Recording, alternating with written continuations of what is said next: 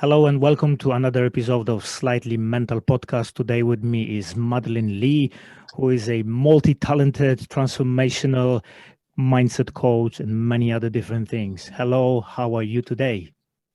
Good morning, Sam. I am amazing and unstoppable. Yeah. How are you? I wonder where that unstoppable comes from. I wonder. An awesome man called Kerwin Ray. Yeah, whoop, whoop, whoop. K-Man in the house. Awesome. Thank you for being here with me. Let's kick things off with a very light question. I'm just joking, straight into it. So, what was your experience with mental health? My experience with mental health. I am 27 currently, and I suppose before a year and a half ago, I didn't really think much of mental health. I kind of touched on it because we kind of learn in society that we all have mental health in some form, I think. So I was aware of it because I was told, because, we walk around and we go, we've all got mental health in some way or form. But until I kind of hit a crunching point in my life when I was diagnosed with genital herpes, I didn't really understand the extent of it for myself. I had seen other people in my life go through mental health, but I hadn't plummeted, I suppose, or crashed and burned in my own form until it would have been around October 2019, where an STI diagnosis kind of broke me due to stigma and judgment. I didn't understand at all the diagnosis, and I suppose it stemmed from there, but then it opened like floodgates to all the other shit in my life that I'd never known of. Does that make sense? Yeah? Yeah, definitely. It's Yeah. usually that way, that one thing triggers all of the underlying sort of emotions and wounds that you have been keeping to yourself for years. So it all started with diagnosis of herpes. Do you remember exact moment when you found out that you had herpes?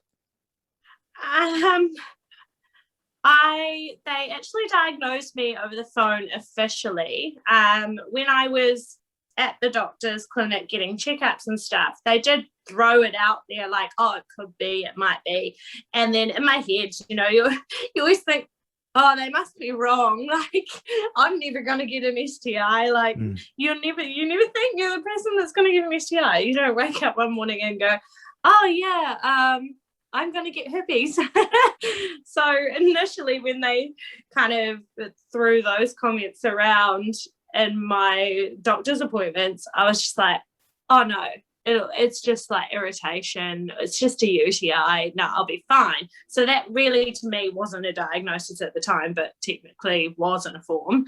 And then when I went away, I had been at home in physical and mental pain and confusion and all of these things. And then I got a phone call and they just diagnosed me over the phone. They're just like, oh yeah, you've got genital herpes, type 2. Here's a website. Keep taking your medication we gave you.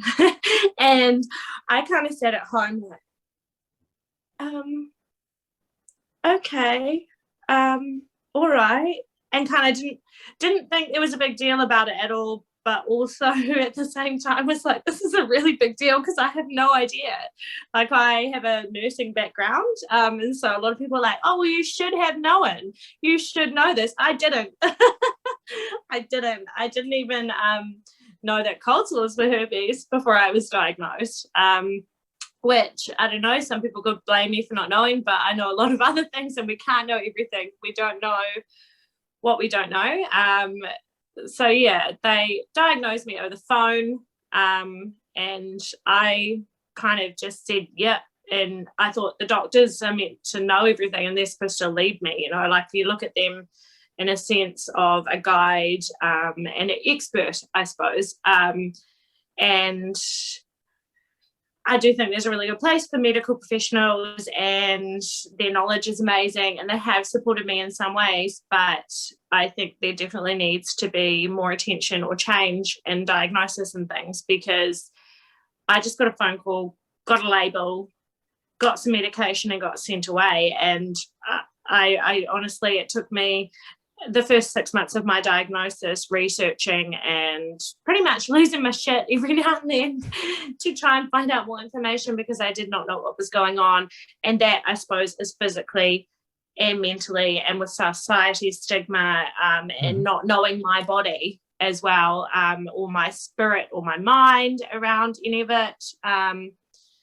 So yeah, I would say the first 6 months of my diagnosis were probably continuous breakdown of just that lost feeling, you know, that people describe, and sometimes you don't know until you've been through it. Like people saying, oh, I'm so lost, I'm just not sure what I'm meant to be doing or where I'm meant to go, or anything, you know, just not being able to speak or not being able to, you know, we talk about, oh, I just can't leave the house. And I used to think I understood that, but that was a drama queen in me. I think it was still a call for help. I think that's something I've learned, Sam, over time, that the person I was before, yeah, I would say things like, oh, I can't leave the house, but in some sense it was like a warning sign. It was like the orange light kind of thing, because I think I physically could have got up and left. So yeah, I was not crying wolf, but I would have been quite dramatic, because I didn't know and I was lost, but the only way I knew how to scream for help was scream for help, and I didn't know how to help myself. Whereas now, yeah, I'll ask for help, but I ask for help and then I work on my own devices to find a way through what I need to get through and take care of myself, I think. So in the beginning, when you were diagnosed, did you have problems with accepting what they told you? Yeah, fuck yeah. I didn't have issues with self-acceptance. Yeah. It's a hard one, because I kind of had two minds, two mindsets in a sense, because there was a piece of me that knew that just because of a label or an illness or whatever you want to call it, just a thing called herpes, does not make me any less or any different than anyone else, but it comes back to that societal judgment, assumption, and, to be honest, lack of education, because generally everyone I meet and talk to and have a connection with, and they allow me to speak on my herpes experience and what I've learned through it, generally most people come back and they're like, oh wow, I didn't know that. I suppose it's like I've been doing a little bit of I write down a few little research notes as I go to support people around herpes and mental health and our mindset around it, and the amount of like normal movies that we have in our day and age that mock STIs or herpes and things like this.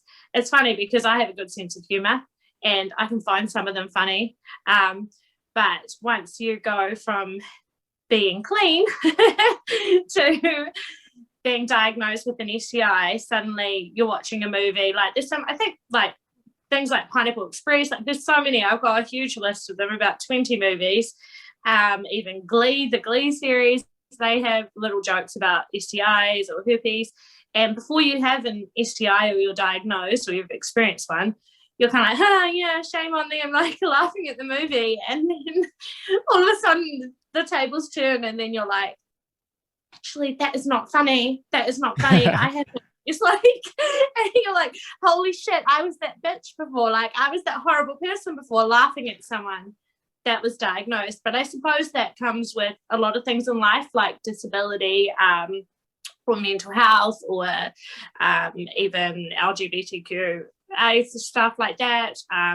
Also, it's like being a parent or whatever, being homeless. Like there's so much stigma out in our world, I think, that kind of can end up being different once you have something come into your life that teaches you a lesson or opens your mind to a different view. But yeah, self-acceptance, even now, so I am very confident in my worth now. I have done a huge truckload of work to get here, and along the way I kind of had done work and come out of it and knowing my worth, but then there is always that flack, well, in the near future anyway, from societal stigma and judgment that is going to kind of hit you in the chest again and make you question, are you worthy? Because, you know, you'll post something or you'll share your story and your vulnerability to support others, and then you'll get someone with different beliefs, different upbringing, experience, and then they'll just knock you back. Well, you must be a slut if you have an STI, or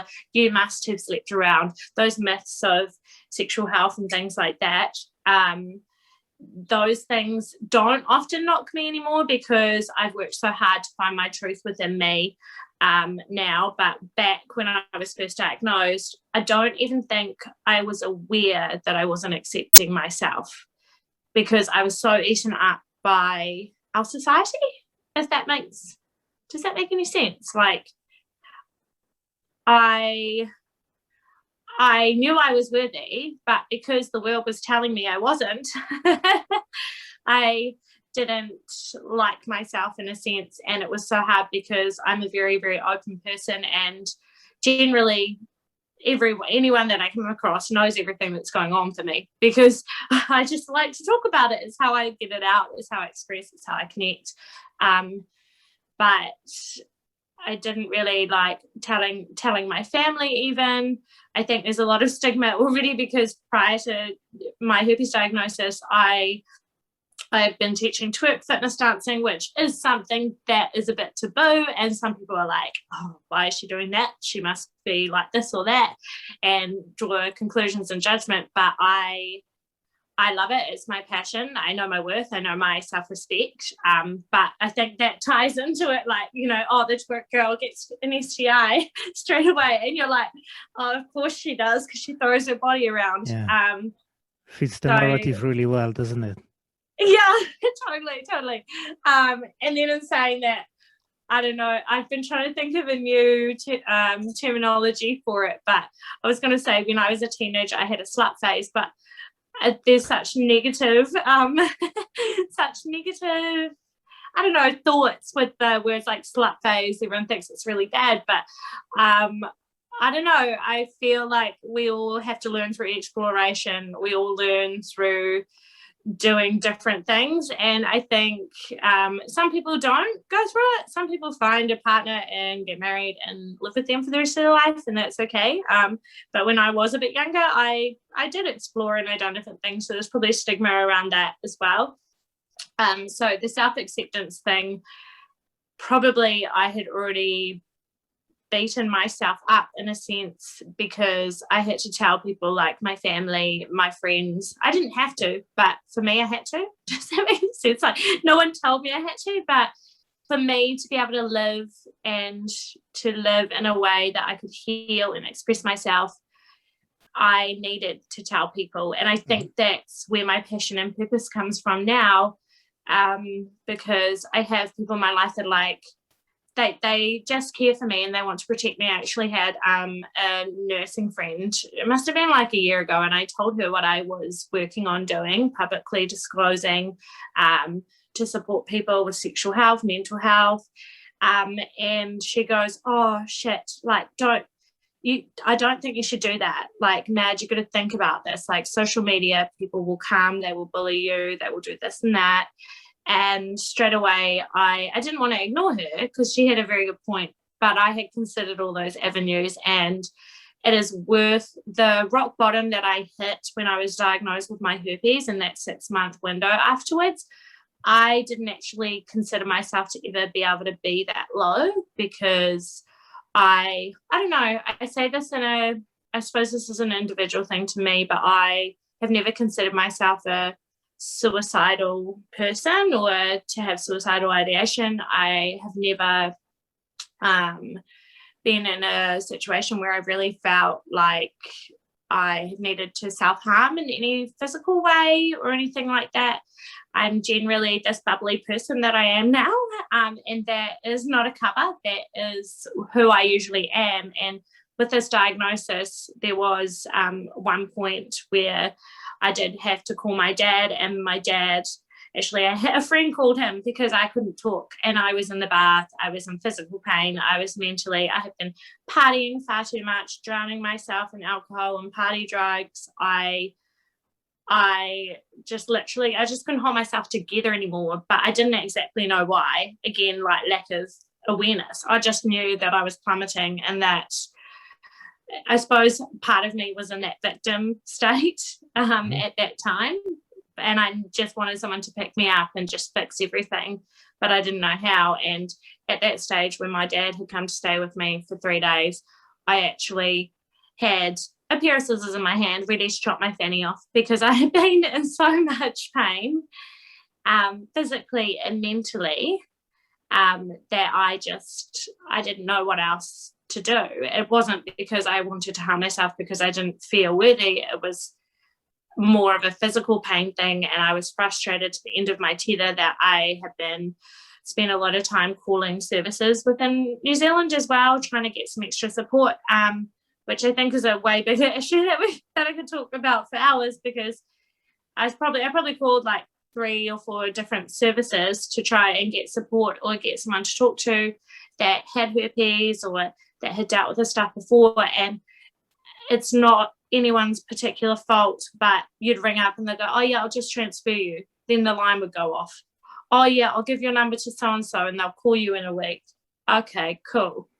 Only you hear, please hold. Your call is very important to us. Sitting there for 2 hours.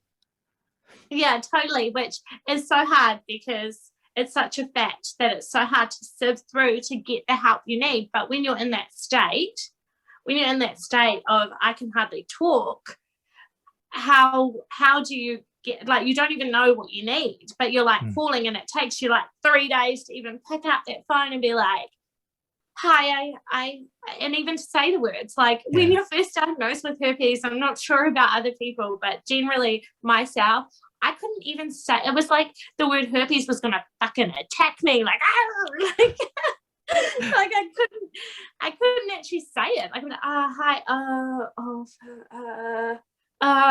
and don't even know how to say hi. I have herpes and I need your help. Like, that can be so embarrassing and so fucking scary, even to start with, to get on the phone, and then someone's like not listening because they're just busy in their workplace doing their job the best they can, and then next minute you're still there in your bedroom, physically and mentally, in a place that you just don't know where to go from here.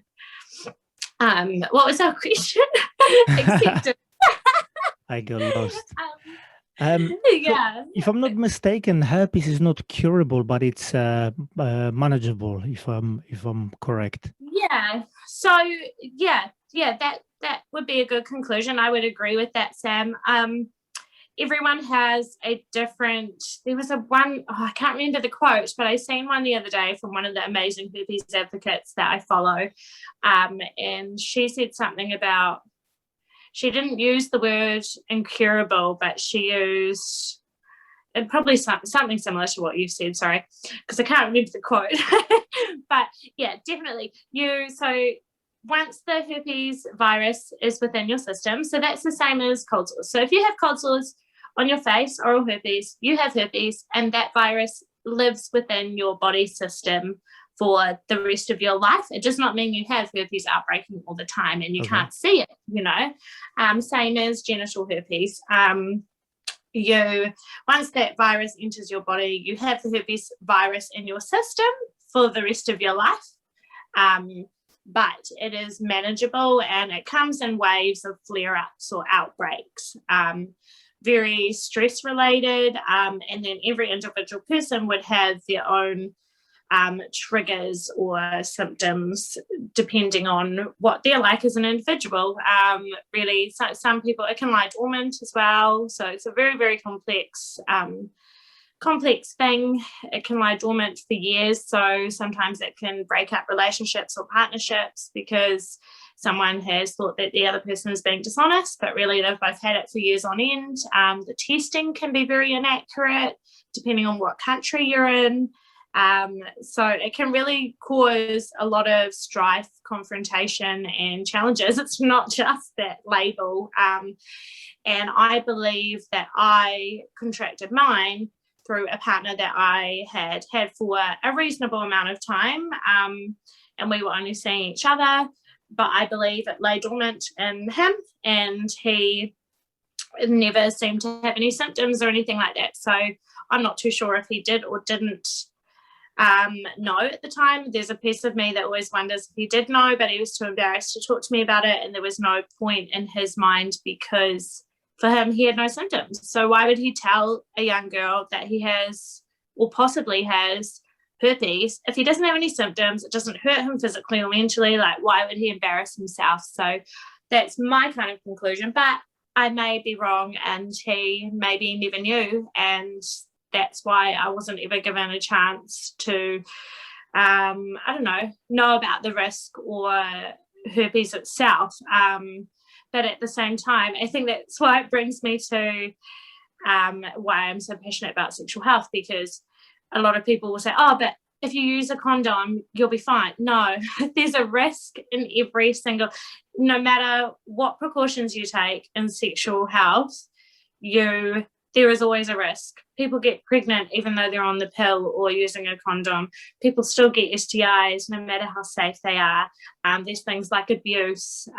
There's all sorts of things that can come up. So as humans, we need sexual intercourse to live and to carry humans on. But so we all end up having an interaction with that in some form or way. So there is always a risk as well. Yeah, definitely. Yeah, therefore there is no 100% protection in as you say, either from STIs or pregnancy. So at this point of your life, does it actually affect you in your daily life? It's funny because I kind of in my head have a physical answer and then a mindset answer around herpes. Yeah, give them both. Come on, spit it out. Yeah. So physically, I suppose I always go to physically first because that's generally what humans think on top, like a physical diagnosis of herpes. But the mindset is definitely the bigger portion that probably affects us more. But physically now, so it would have been, exactly a year ago, I was actually diagnosed with chlamydia for the 4th time. And the partner I had contracted that off. I had disclosed my herpes. We talked about safe sex. We had used a condom even, and I still contracted chlamydia. So when that happened about a year ago, I just totally plummeted even more and just lost my shit. Then I decided to just give my body a break physically because I was just run down. I've been drinking alcohol, taking party drugs, writing myself off, not sleeping, working lots, just pretty much hiding from life because I didn't know what to do, and taking medications to just cover it all. I had been started on citalopram, I think, for anti-anxiety or anti-depression. They said it was anxiety, same medication for depression or anxiety. I took that for 2 or 3 days, and then I had a reaction to it, so they stopped that, and then they put me on to sertraline. So I stayed on that for about 3 to 5 months. I didn't listen to the doctors, even though I'm a nurse, and I kind of stopped and started it at the end there because I started disbelief in it. I never personally believed in medications helping me with my mental health, but I was in a place that I told myself, you have to give everything a go before you say no, which I think is really, really important. Like, I can't say no, it doesn't work if I've never tried it. So I gave it a go.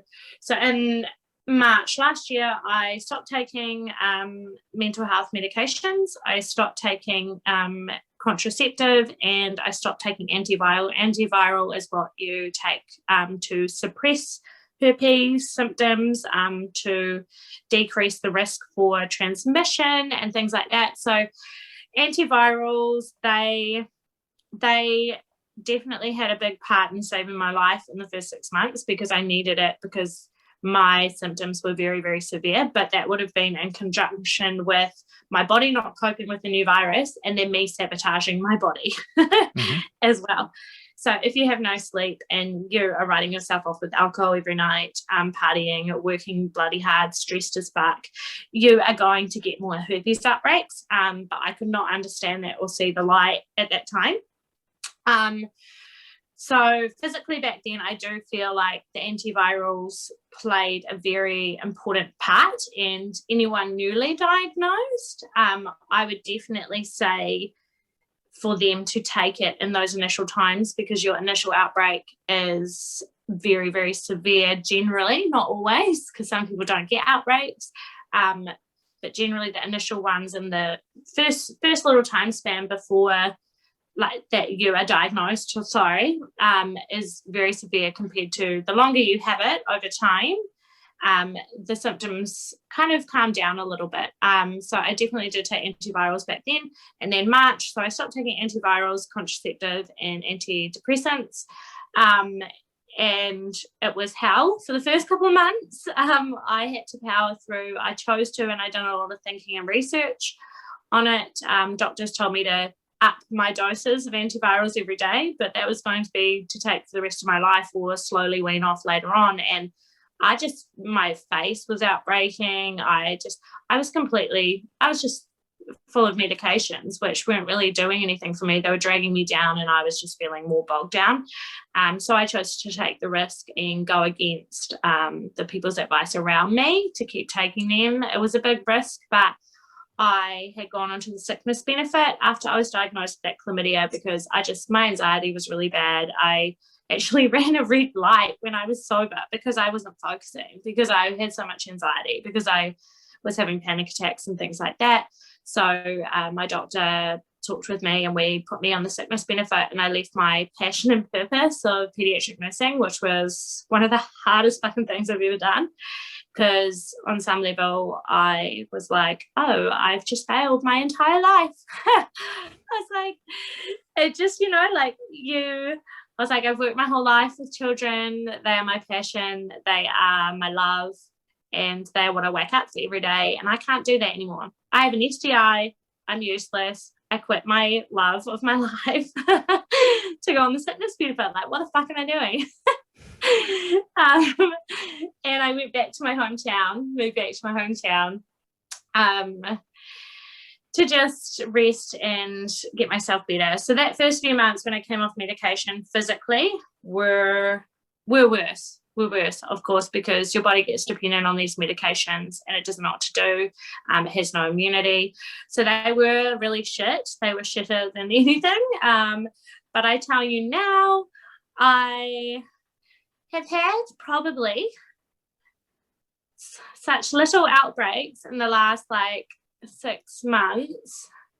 Probably I'd say 4 outbreaks, but nowhere near as bad as before. And I did fall pregnant and have a miscarriage at the end of last year. So hormones will definitely change what happens in your body with herpes, and it triggers stress. Your body's trying to adapt and look after itself and heal.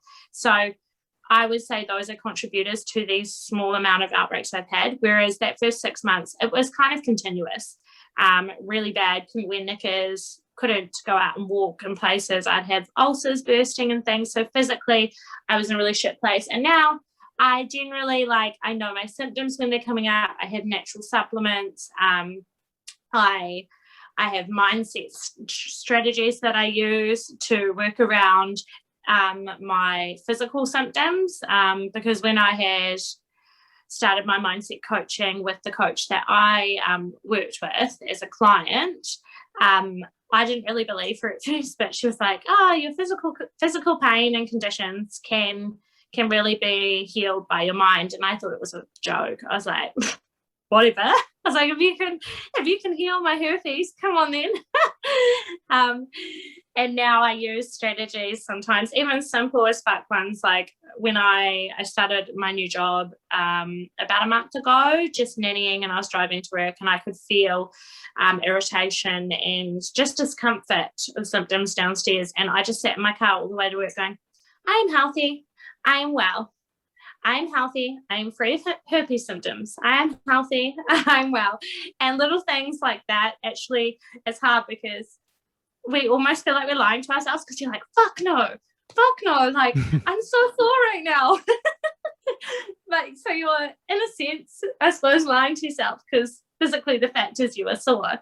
But yeah, little things like that now help me. So physically, I have never actually felt as good as I feel now, and that's not just herpes wise, but that's also within my body as a whole. Herpes was a gift or a blessing in disguise. Is that what we say? Yeah.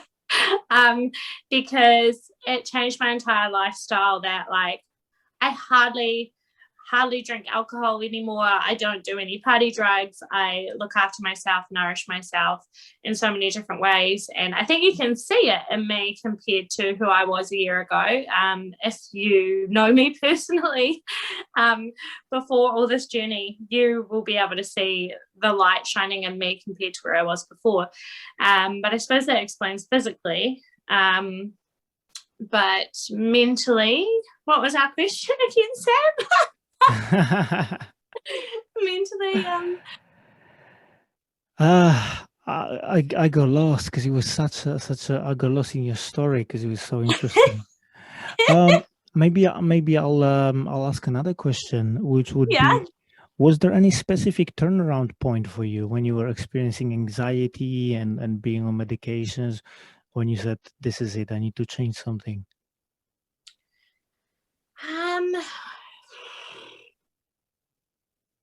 I think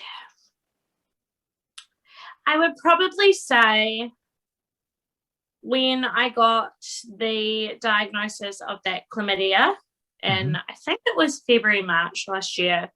I think because I completely didn't expect it. So the new sexual partner I had spent time with, I had disclosed my herpes. You know, like everyone says, like, you talk about sexual health prior, but how many people really do? Like, I don't know, like it's really hard to do because our society doesn't do it often. But I felt like I had done everything right. I was like, first of all, it was the first partner I had disclosed to. So I'd gone from like parting with the partner that I had most likely contracted herpes from. So I was like, fuck, like the first time, imagine even sitting down and being like, oh, actually, before we have sex, I have genital herpes. Like, that's a really hard thing to do. Like, for some people, yeah, they just act like, oh, I don't give a fuck. If they decline me, fuck them.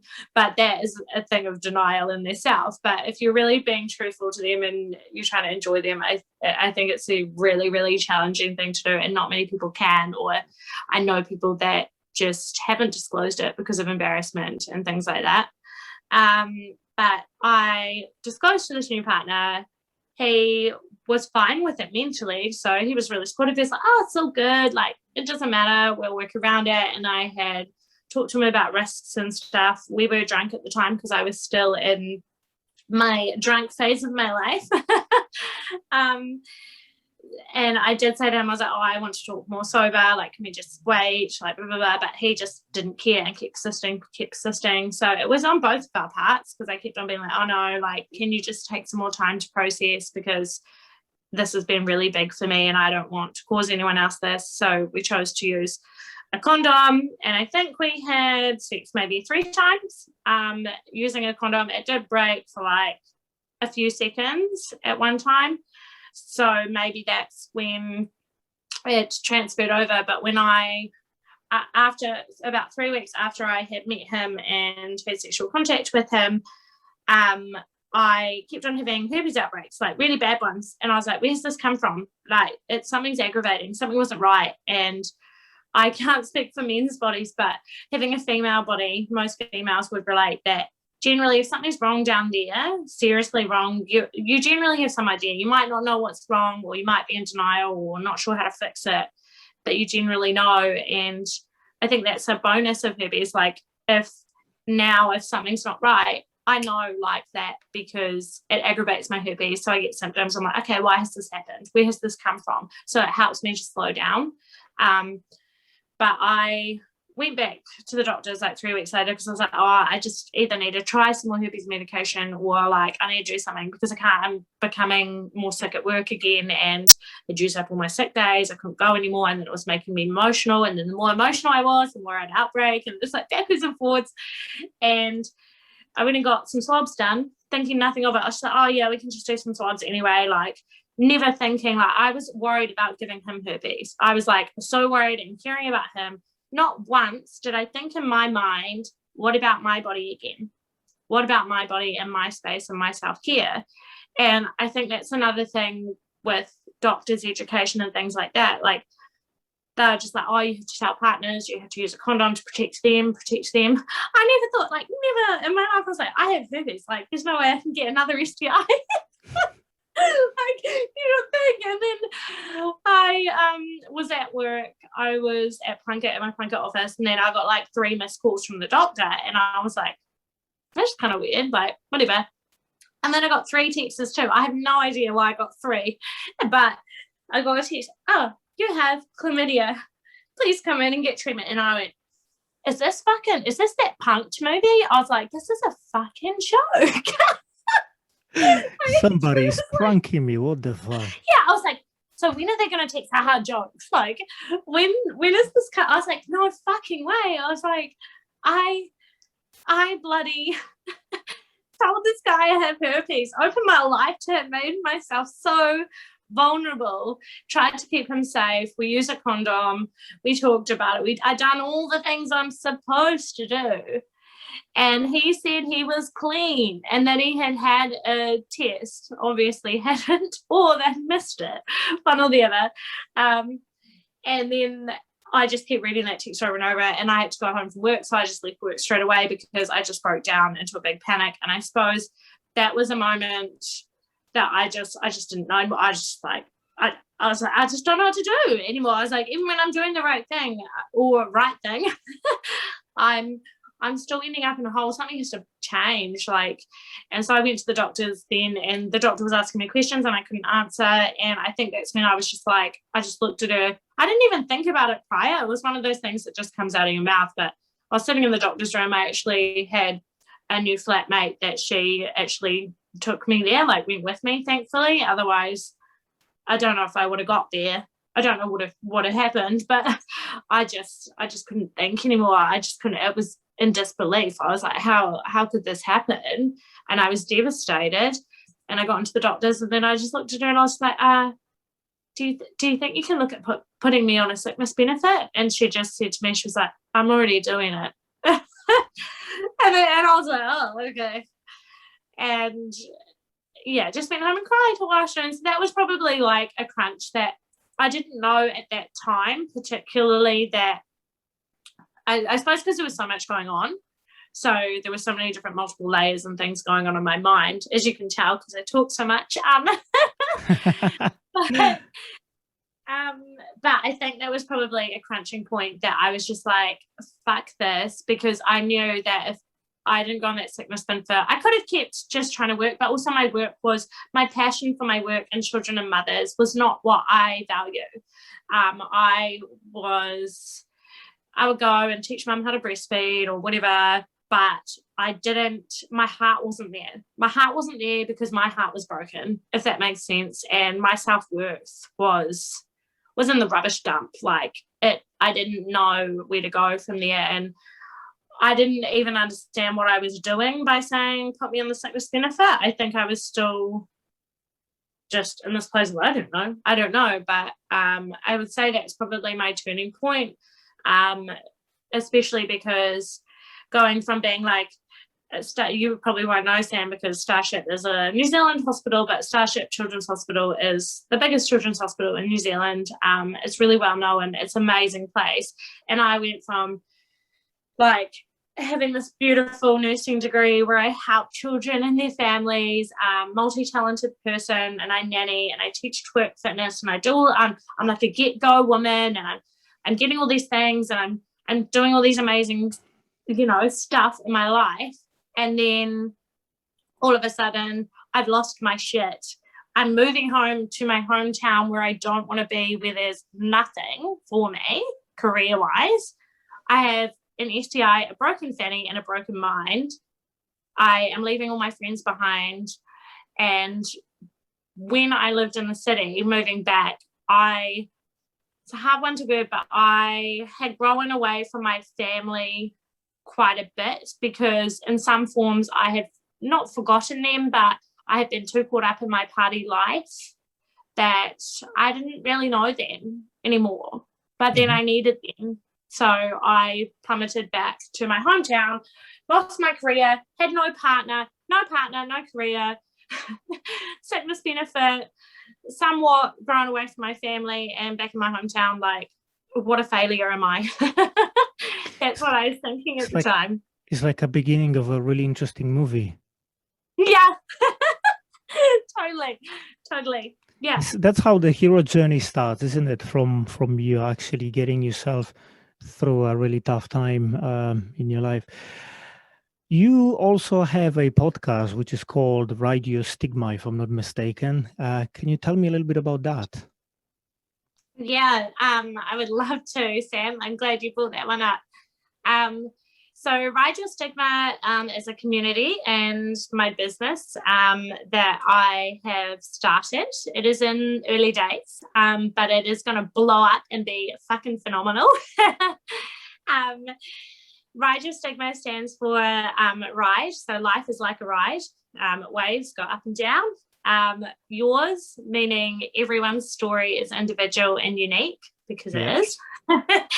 And stigma obviously ties in with my journey a lot around stigma, around sexual health and herpes, but I truly deeply believe that every individual in our world has some form of stigma, assumption, or judgment that is thrown at them in their life and their journey, whether it be mental health, sexual health, it could be abuse, it could be body image, that you're too skinny, you're too fat, eating disorders, all sorts of stuff, suicide, all sorts of things. So I kind of have that.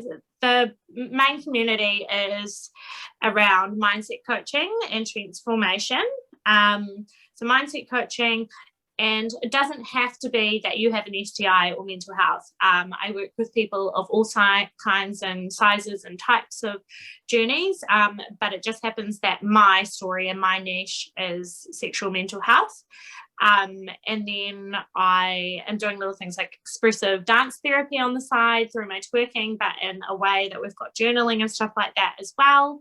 And eventually I am aiming to talk my story around sexual health and mental health in schools, universities, and workplaces. That one is a long-term goal, but I'm going to do it. It's already done in some time in the future. So that's where it brings me to my Ride Your Stigma podcast. I originally started it to do a podcast based around herpes education, which I will, but I'm thinking more season 2 will be all based on more sexual health, body health kind of topics.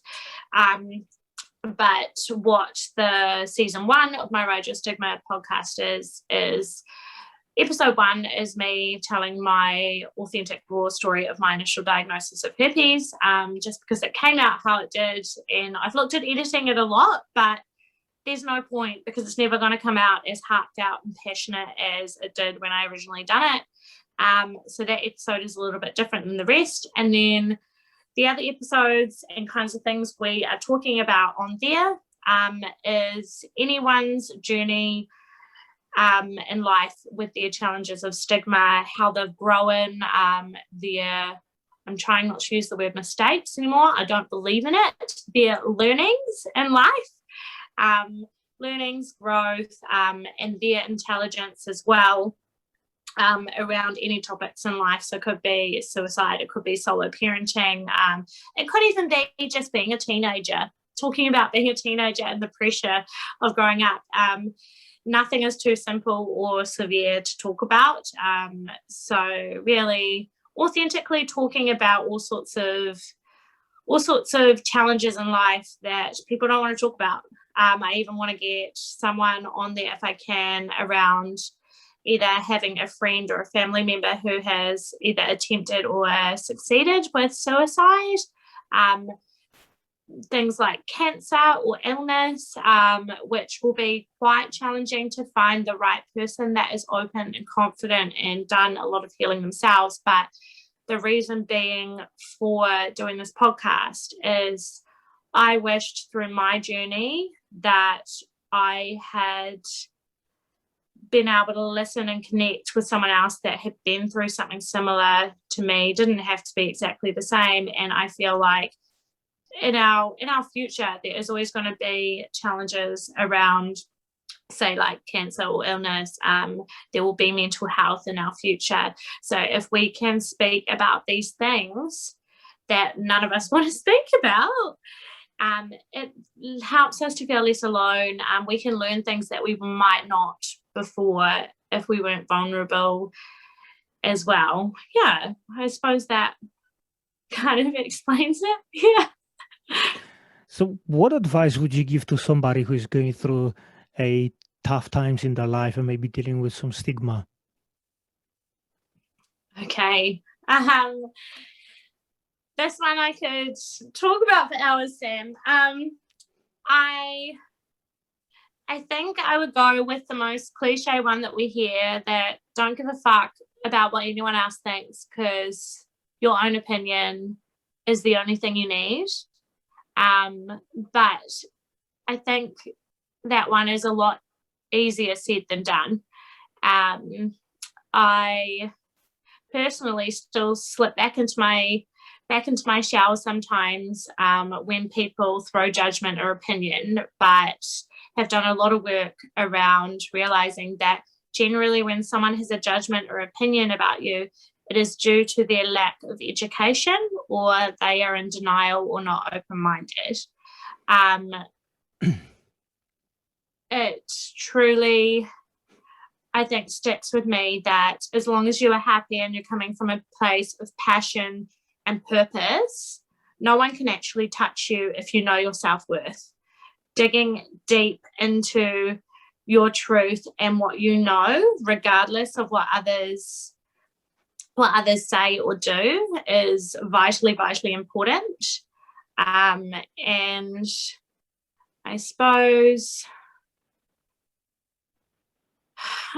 not giving a fuck about what anyone says. Yeah, just not giving a fuck about what anyone says, because you know strong inside yourself that you are so worthy. Like, I get people now that often might come and be like, oh, are you just telling everyone you have an STI to get attention and things like that? And that is definitely not the case, but I am the only one that knows that. No one else is in my mind. No one else is in my body. Only I know. So I need to stick to my truth and push through that. I know where I'm coming from, passion and purpose. That it truly doesn't matter what anyone else thinks or says, is probably the biggest thing that I hold to, because judgment is a big killer in itself. But then at the same time, a lot of people, I'll get judgment around what I talk about because people just have a different upbringing and they have lack of understanding. So I do urge people to educate first. And educate, I don't mean you need a qualification. Educate, I mean, so if you know that, say, you could even be stigmatized because you have like diabetes, for example. Someone might think, oh, since you have diabetes, you do this. If people give you judgment, educate them. Say, hey, I have diabetes, but it doesn't mean this. For me, it means this. And educate them and give them a chance. And then if they still judge you, walk away. Walk away. You don't need their energy. You only need yourself. I like that. There is an old African proverb that says, if there's no enemy within, the enemy outside can do us no harm. So that's a good one. relating to, as you say, don't give a fuck about what people think of you.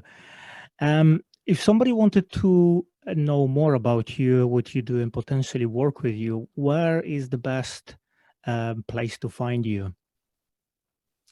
So at the moment, Sam, on Facebook, I have a Facebook page that is just building and growing. It's called Ride Your Stigma. So I'm gonna put a link in RID. description to make it easier. Yeah, I was gonna say if I got to try and figure out this space. Yeah, so Ride Your Stigma on Facebook. Give us a private message on there. And then on Instagram, Madeline Lee Thompson. They are probably my two biggest forms. And at the moment, I am designing my website, but that won't be out for a little while. Yeah. What about your dance classes, your twerking and other dance classes? Yes. My twerking dance classes, I have an Instagram that I mainly use, and that's called Express Yourness. Nice. That's only for people who live in New Zealand, unless you can swim back and forth. I can do Zoom classes too. Okay. They're not as cool. Yeah, they're not as fun, but I have done a couple of Zoom classes with a couple of ladies in Canada and Australia and things like that. Definitely not as cool because you don't have the big build up of energy and flow and connection, but definitely in these times of COVID as well, they are awesome to keep you moving and keep you motivated. Nice. Do you ever get guys coming to learn and twerk? I know it's not predominantly male sort of activity, but I had this question in my head and I had to ask, do you ever get guys? So I personally have only ever had one male learn in my class, but there is other twerk instructors in New Zealand that I have seen that I used to train with, and they have a couple of males in their classes, which is awesome, and they have really cool, like it looks so much fun. Overseas, I think there is a bit of male engagement slowly, but again, it's a hard one because I've had males ask me before to come to my classes, and it's not a sexist thing, but I almost need to have like a female class and then a mixed class because a lot of our classes are about building women's self-confidence and things like this, and not that it's a stigmatizing, sexist thing. But at the same time, it's like that women's safe space. But then at the same time, what if a man wants to grow his confidence and things like that? So I think having those options would be really cool. But yeah, slowly, very minimal males, but slowly stepping out into it. Okay. I ask because I know I spoke to someone, I think last year, about pole dancing. And it's predominantly something that ladies do, but I spoke to the trainer and she said, yeah, you'll be surprised. I have guys who come to the classes. I'm like, I can't imagine myself. I'm not saying that it's wrong, it's anybody's choice, but I can't imagine myself, 13 stone, 85 kilos, swinging around fucking dancing pole. That wouldn't be a sexy image, I don't think. Yeah, I'm actually teaching my twerk classes at the moment at an awesome little pole studio where I'm living at the moment. And there is a couple of males there. But yeah, I do feel like it's an individual choice and it's not for everyone. Yeah. But it is possible because anything's possible. But I'm picturing you now flying around a pole. Please don't. It's not going to be a good image. You won't be able to sleep at night. You're like, no! Awesome. Thank you so much for your time and a great conversation. I hope everything goes well with your dance classes and your coaching. And, we're going to keep in touch and hopefully have a little catch up in a few months and see how it's all going. Yeah, totally. Thank you so much, Sam. I really enjoy speaking with you and connecting with you. I'm so lucky to have met you, actually. It's been quite a cool little journey. So thank you so much for having me on here. And I can't wait to see how the rest of your podcast goes and what else you have to share with us. Yeah. The journey has just begun. So hopefully it will keep progressing. There's a lot of interesting people I want to interview. But for now, thank you so much for your time. I have enjoyed talking to you and all the best. Cool. Thank you so much, Sam.